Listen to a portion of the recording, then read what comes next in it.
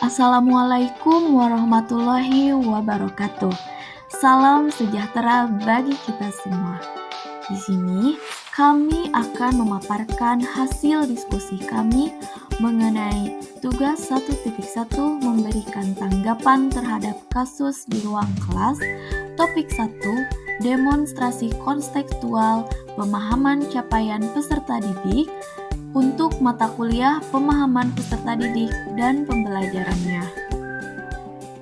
Baik, sebelumnya perkenalkan kami dari kelompok praktik pengalaman lapangan SD Negeri 054 di Kukur yang beranggotakan Malina Megan Alam, Elvira Siti Azahra Nur Basari, Ine Malida, dan Gea Putri Saleha. Sebelum memahami dan menggunakan strategi-strategi yang mendukung terjadinya proses belajar di kelas, guru hendaknya membekali dirinya dengan beragam teori atau konsep mengenai belajar itu sendiri. Nah, di sini saya akan menjelaskan terlebih dahulu mengenai teori belajar. Teori belajar merupakan sekumpulan konsep-konsep dan prinsip-prinsip belajar yang bersifat teoretis dan telah teruji kebenarannya melalui eksperimen yang dilakukan oleh para ahli. Nah, teori pembelajaran ini sangat menentukan bagaimana proses pembelajaran akan terjadi. Dengan mempelajari teori belajar, seorang guru dapat memahami tata cara dan mengaplikasikan konsep-konsep yang berperan penting dalam kegiatan pembelajaran. Berikut di sini adalah ada teori belajar dan teori perkembangan.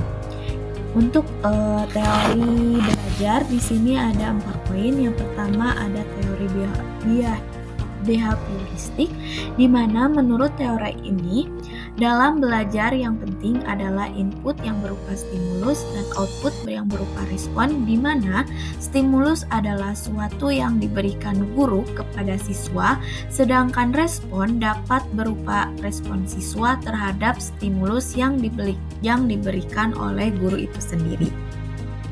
Nah, yang kedua adalah teori sosial kognitif, di mana perilaku kognitif serta lingkungan saling berinteraksi untuk mempengaruhi pembelajaran. Nah, untuk yang ketiga di sini adalah teori konstruktivisme, di mana teori ini dikenal sebagai pendekatan yang memandang bahwa setiap individu dapat membangun pemahaman serta pengetahuan mereka sendiri melalui berbagai pengalaman yang telah dimilikinya. Yang keempat yaitu mengenai teori humanistik, di mana teori ini bertujuan untuk menghasilkan hal baik bagi kemanusiaan supaya bisa mencapai aktualisasi diri dan membuat individu mampu mengenali dirinya sendiri. Selain itu, ada teori perkembangan, di mana teori ini merupakan teori proses perkembangan dalam pertumbuhan pada suatu waktu sebagai fungsi kematangan dan interaksi dengan lingkungannya. Baik, kali ini saya akan membahas mengenai kasus pertama, di mana pada kasus pertama ini tuh diminta untuk membayangkan apabila Anda ini tuh adalah seorang guru matematika kelas 7. Nah, saat ini Anda hendak menyampaikan mengenai matematika sosial, yaitu mencari nilai rata-rata atau NIM. Untuk memudahkan peserta didik dalam memahami pembelajarannya, Anda mencoba untuk membuat urutan atau langkah-langkah yang perlu diikuti oleh peserta didik agar dapat mencari nilai rata-rata pada sebuah soal. Anda meminta kepada peserta didik untuk mengerjakan soal yang Anda berikan, dan hasilnya peserta didik mampu mengerjakan soal dengan benar sesuai dengan langkah yang telah Anda siapkan. Beberapa saat kemudian, Anda meminta kepada peserta didik untuk mengulangi soal yang sama, namun tidak melihat urutan pengerjaan soalnya. Dan alhasil peserta didik pun mampu mengerjakannya dengan benar. Oke, untuk kasus satu ini tuh terdapat dua pertanyaan, di mana pertanyaan pertama itu, menurut Anda, apa yang membuat peserta didik mampu mengerjakan soal dengan baik pada percobaan kedua, atau tanpa melihat urutan atau langkah-langkah pengerjaan soal? Nah, untuk jawabannya adalah alasan mengapa peserta didik mampu mengerjakan soal dengan baik pada percobaan kedua tanpa melihat urutan atau langkah pengerjaan soal itu adalah peserta didik sebelumnya sudah mengerjakan soal dengan langkah-langkah yang telah diberikan oleh guru. Hal tersebut dapat mempermudah peserta didik untuk menjawab soal selanjutnya. Selanjutnya, ketika guru memberikan soal yang sama, maka peserta didik tersebut akan dengan mudah mengerjakan soal tersebut tanpa melihat urutan pengerjaan soal atau langkah-langkah. Dan peserta didik dapat menjawabnya dengan benar. Hal tersebut terjadi karena peserta didik sudah melakukan peniruan pada soal sebelumnya. Baik, di sini saya Elvira Siti Azhara Nubasari. Saya akan membahas mengenai kasus yang nomor 2, yaitu di mana Rina adalah seorang guru kelas 1 SD. Sebagian besar peserta didiknya belum bisa berhitung dengan lancar. Rina sedang memikirkan cara bagaimana agar semua peserta didik bisa menyelesaikan tantangan belajarnya. Nah, di sini pertanyaannya, menurut Anda apa yang dapat dilakukan oleh Rina untuk membantu peserta didik sesuai dengan tahapan perkembangan usia? Jadi menurut saya itu di mana perkembangan kognitif itu dibagi menjadi 4 tahapan. Menurut Piaget, perkembangan yang pertama itu ada tahapan sensori motorik dari usia 0 sampai 1,5 tahun. Yang kedua ada pro-operasional dari 1,5 tahun sampai 6 tahun. Lalu ada operasional konkret dari 6 sampai 12 tahun dan operasional formal 6 sampai 12 tahun. Tahapan perkembangan kognitif ini kemampuan pada peserta didik terjadi pada usia 2 sampai 7 tahun, di mana anak sudah cukup untuk menggunakan pikiran, logika, atau operasi hitung, tetapi hanya objek fisik yang ada secara nyata. Maksudnya gimana? Nah, jadi siswa itu atau anak-anak itu objek fisik seperti ini adalah 1 pulpen dan ini 2 pulpen. Jadi kalau misalkan abstrak hanya disebut angka 1, 2, 3 itu peserta didik khususnya anak-anak itu masih belum paham tentang hal tersebut karena logikanya itu masih berbentuk objek fisik secara nyata. Nah, seperti ini juga kita harus menampilkan angka 2 lalu angka 4, seperti itu. Jadi tidak hanya disebutkan angka saja. Nah, langkahnya sebagaimana sih kita sebagai guru kelas 1 SD? Nah, langkahnya itu pertama, kita melakukan identifikasi terlebih dahulu kepada siswa dengan observasi untuk mencari tahu kesulitan dalam memahami konsep angka atau hanya perlu bimbingan tambahan. Lalu yang kedua, guru menggunakan metode pembelajaran yang bervariasi dengan berbagai metode pembelajaran yang menarik seperti menggunakan bahan ajar berbasis gambar seperti tadi, ada gambarnya. Lalu alat peraga atau permainan matematika. Hal ini juga dapat dilakukan agar membantu untuk memahami peserta didik secara nyata, konkret, dan visual. Lalu yang ketiga, guru memberikan latihan dengan situasi yang nyata agar membantu siswa mengaitkan matematika dengan kehidupan sehari-hari seperti tadi dengan nyata. Seperti apa ya namanya? 2 buah pulpen. Nah, 1, 2, 3 buah pulpen. 1, 2, 3. Jadi barangnya itu harus benar-benar nyata di kehidupan nyata seperti itu. Lalu yang terakhir, guru membantu siswa untuk memberikan tambahan waktu agar praktek meningkatkan pemahaman siswa untuk menghadapi kesulitan dalam berhitung.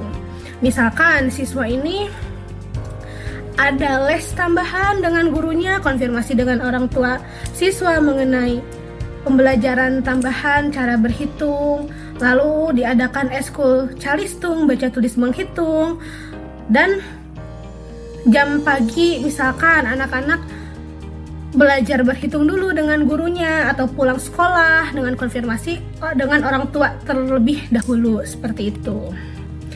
Lalu kasus yang kedua itu pertanyaannya, mengapa saya atau Anda menyarankan hal tersebut? Elaborasi jawaban Anda mengenai teori yang berkaitan.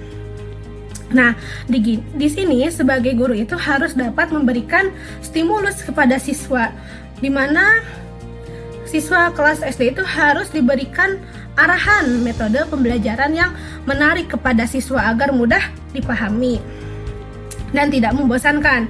Misalkan stimulus dengan cara berhitung benda yang konkret dan nyata seperti tadi. Sebab pada dasarnya siswa kelas 1 SD itu masih sulit memahami sesuatu yang abstrak. Nah, walaupun usianya sudah mencukupi untuk logika matematika, tapi dengan memberikan stimulus terhadap siswa tersebut, siswa akan memberikan respon yang baik dan memahami arahan pembelajaran dari guru. Lalu, teori yang berhubungan, itu teori apa sih? Nah, teori belajar behavioristik. Nah, teori ini berfokus pada perubahan perilaku siswa atau peserta didik hasil dari proses pembelajaran. Nah, adanya perubahan perilaku peserta didik karena adanya interaksi stimulus dari guru dan siswa.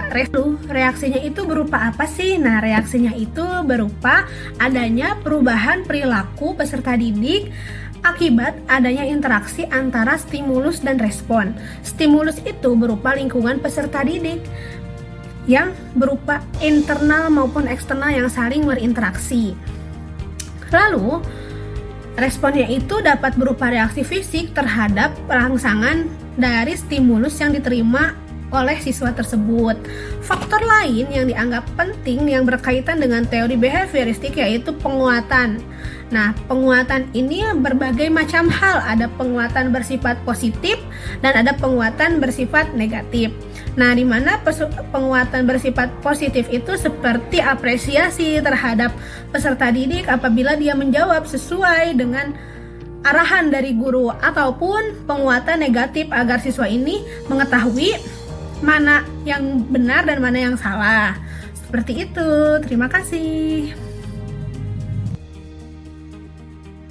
Assalamualaikum warahmatullahi wabarakatuh.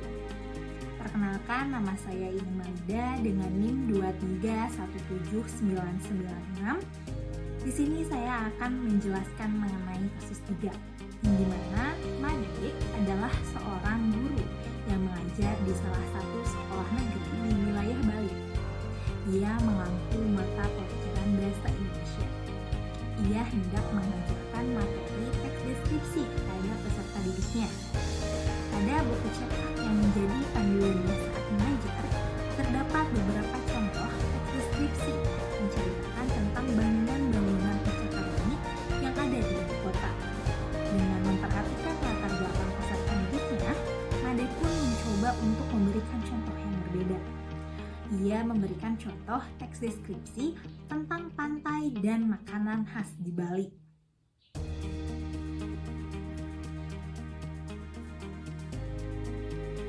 Menurut Anda, apakah pertimbangan dan keputusan Made sudah sesuai? Mengapa demikian? Menurut kelompok kami, pertimbangan dan keputusan Made sudah sesuai karena Made mempertimbangkan latar belakang peserta didiknya yang berbeda. Oleh karena itu, contoh teks deskripsinya pun berbeda. Dan Made mengajar di wilayah Bali dengan mayoritas peserta didik tinggal di wilayah Bali yang menjadi ciri khas pantai dan makanannya. Oleh karena itu, menurut kami hal tersebut sesuai. Kemudian, teks deskripsi di dalamnya berisi gambaran mengenai objek, tempat maupun situasi yang dapat dilihat, didengar, dan dirasakan. Dan Made memanfaatkan lingkungan serta budaya peserta peserta didik untuk dihubungkan dengan contoh teks deskripsi, yaitu pantai dan makanan. Oleh karena itu, Made mengaitkan pengetahuan awal atau pengalaman peserta didik dengan materi pembelajaran agar peserta didik lebih memahami materi dan dapat meningkatkan keterlibatan peserta didik dalam pembelajaran.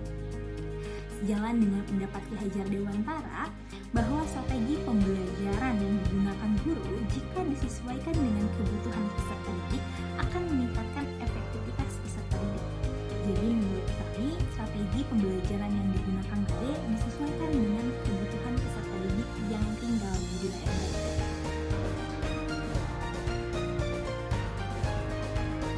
Baik, pertanyaan yang kedua, prinsip apa yang Made gunakan dalam kasus tersebut?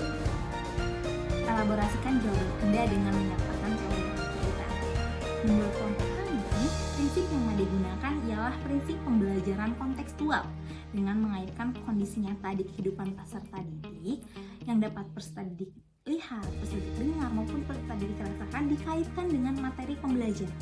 Artinya, pembelajaran yang Made rencanakan ini relevan sesuai dengan konteks, lingkungan, dan budaya peserta didik.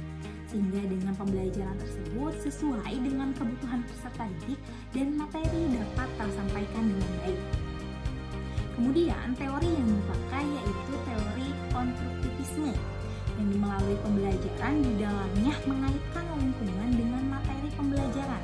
Artinya mendorong peserta didik dalam menghubungkan pengetahuan awalnya dengan penerapan dalam kehidupan sehari-hari. Sehingga pembelajaran dapat berpusat kepada peserta didik dan guru menjadi fasilitator.